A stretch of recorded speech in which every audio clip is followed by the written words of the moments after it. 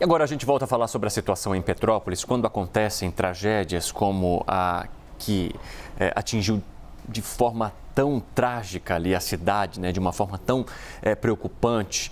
Em outras regiões do país, não só lá, os políticos costumam culpar as fortes chuvas e falam sobre mudanças climáticas. Mas dados sobre saneamento deixam claro que o poder público falha em oferecer serviços que poderiam, no mínimo, atenuar os impactos do excesso de chuva. Então nós vamos conversar agora com o economista e professor da Fundação Getúlio Vargas, Gessner Oliveira. Gessner, seja muito bem-vindo. É um prazer falar contigo mais uma vez, te receber aqui no Novo Dia. Eu quero entender de você aonde entra a responsabilidade, porque nós questionamos mais de uma vez agora nessa última tragédia envolvendo Petrópolis, não só o presidente da República, como o governador do estado, prefeito, e eles falam, olha, a chuva forte a gente consegue prever que vai ter um temporal, mas a gente não consegue prever a quantidade de estragos. É uma tragédia anunciada, por outro lado, se a gente olhar pelo fato de que ali sempre acontece e sempre tem mortes? Olha, Evandro, muito bom dia. Realmente não dá para colocar a culpa em São Pedro. Quer dizer, é evidente que os fenômenos climáticos extremos têm ocorrido. É claro que precisa haver uma adaptação para isso, mas a verdade é que quando nós olhamos os dados de investimento em saneamento, e o saneamento, só para lembrar o espectador, ele compreende a água, o esgoto, o manejo de resíduo sólido urbano e a drenagem. A drenagem, ela envolve toda a infraestrutura necessária para drenar a água quando há chuva. E ela envolve uma série de medidas. Por exemplo, em áreas onde pode haver deslizamento, é preciso haver vegetação, é preciso preservar a vegetação, é preciso haver uma legislação, uma fiscalização rigorosa para não deixar construir onde não se pode construir. É preciso haver curva de nível nos morros. É preciso haver um mapeamento das áreas de inundação, para que ao longo do tempo nós vamos aprendendo onde normalmente inunda e, consequente, é uma área que precisa ser evitada. É preciso haver sistemas de alerta para que a população possa ser evacuada na eventualidade de um fenômeno climático muito extremo e assim por diante. Todas essas medidas requerem investimento. Dos 4 segmentos que eu mencionei, água, esgoto, manejo de resíduo sólido urbano e drenagem, infelizmente, drenagem é que recebe menos investimento. Luciana. Professor, a Priscila Yesbeck tem também um raio-x, né, que retrata a situação de saneamento no país. Vai participar dessa conversa com a gente, Priscila? Oi, Luciano, oi, Evandro, bom dia a vocês, bom dia a todos que nos acompanham, bom dia, Gessner, obrigada pela entrevista. Bom dia. O Gessner fez um levantamento para a gente mostrando alguns dados, né? A gente preparou 2 telas de arte para trazer esses dados que retratam muito do que ele vinha falando sobre essa falta de investimentos no país. E esses dados mostram que a gente tem 2 problemas principais. Os investimentos são ínfimos e boa parte da população segue sem acesso a saneamento. E aí tem um outro problema também, que é a falta de informação sobre o tamanho do problema. Se a gente fizer uma analogia com o orçamento pessoal, tem uma frase muito falada nas finanças pessoais que não é possível melhorar o que não se pode medir. Imagina num país com a dimensão como o Brasil. Então vamos ver como que estão esses dados que retratam o saneamento no país. Esse levantamento então foi feito pela Go Associados, pelo Gessner, que está conversando com a gente, com base no SNIS, que é o sistema do governo que traz informações sobre o saneamento. Um primeiro dado muito importante é que quase 7 em cada 10 cidades do país não tem mapeamento de áreas de risco de inundação. Um segundo dado importante,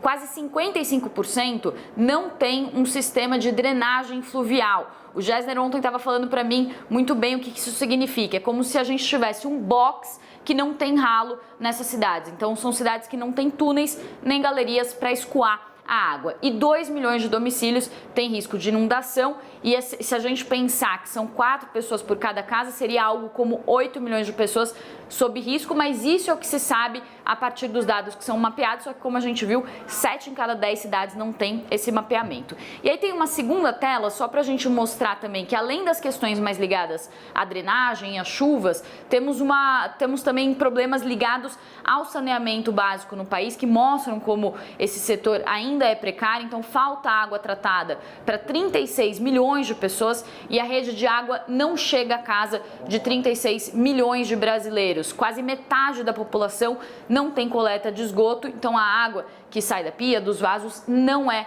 coletada. Estou trazendo esses dados aqui para a gente embasar essa conversa aí com o Gessner. E Gessner, já queria deixar uma pergunta para você. Ontem você vinha me dizendo, a partir desses dados, que um dos motivos dos baixos investimentos nessas áreas é que esses tipos de investimentos eles não são muito vistosos do ponto de vista político. É diferente de uma obra como uma ponte, como uma moradia popular, que já traz um capital político imediato para aquele governante que está fazendo esse investimento. Já esses investimentos em saneamento são investimentos mais estruturais que deveriam ser planejados. Queria que você comentasse essa questão política que afeta essa situação toda e como que esses investimentos poderiam atenuar essas tragédias. Com certeza, Priscila, Luciana, Evandro, o que acontece é que esses investimentos, como vocês podem perceber, eles requerem planejamento. São, por exemplo, galerias pluviais, são obras de infraestrutura que requerem planejamento a longo prazo. Não pode ser obra de um governo com um objetivo político eleitoral, tem que ser uma coisa realmente planejada. E isso requer uma organização, tanto no plano municipal, no plano estadual e no plano federal, muito grande. Na questão da água e do esgoto, houve avanços recentes com o novo marco do saneamento.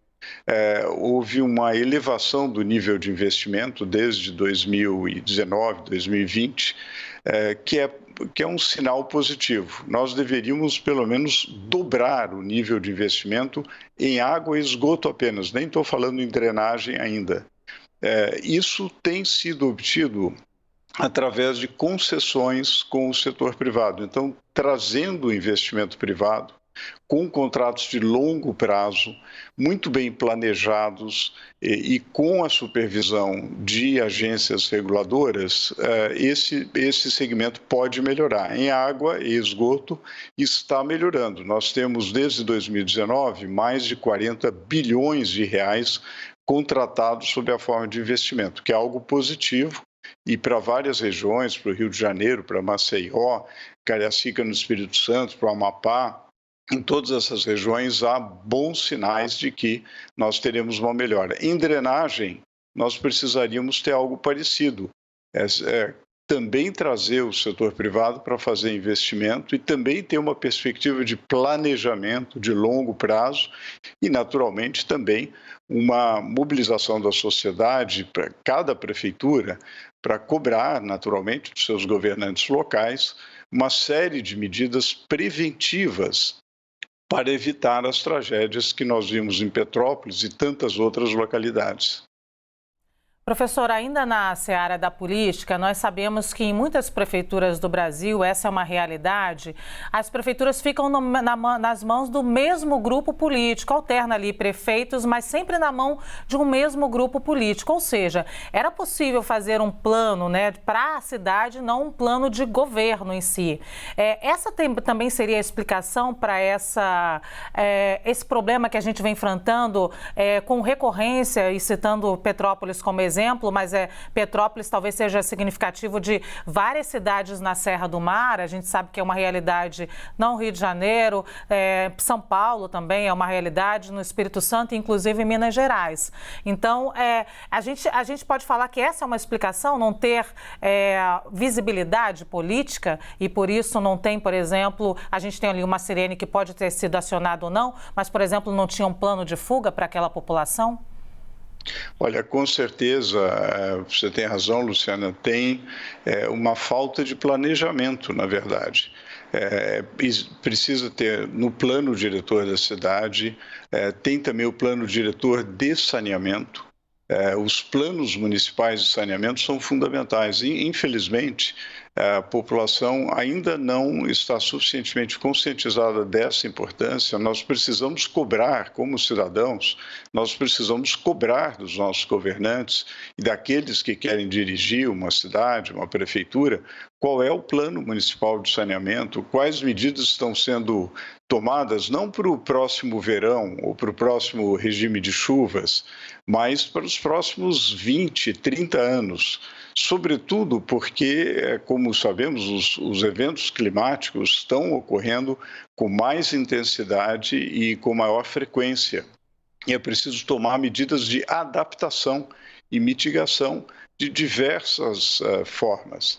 E como nós comentamos aqui, a economia política é perversa, quer dizer, não há um dividendo claro para aquele que, por exemplo, constrói uma infraestrutura para drenagem, ou faz um plano de drenagem sustentável, a drenagem verde, utilizando mais a vegetação para absorver a água, para fixar também a vegetação nos morros e evitar os deslizamentos. Enfim, há uma série de ações que precisam ser feitas e nós, enquanto população, enquanto cidadãos, nós precisamos entender a importância disso e exigir dos nossos governantes que isso seja feito.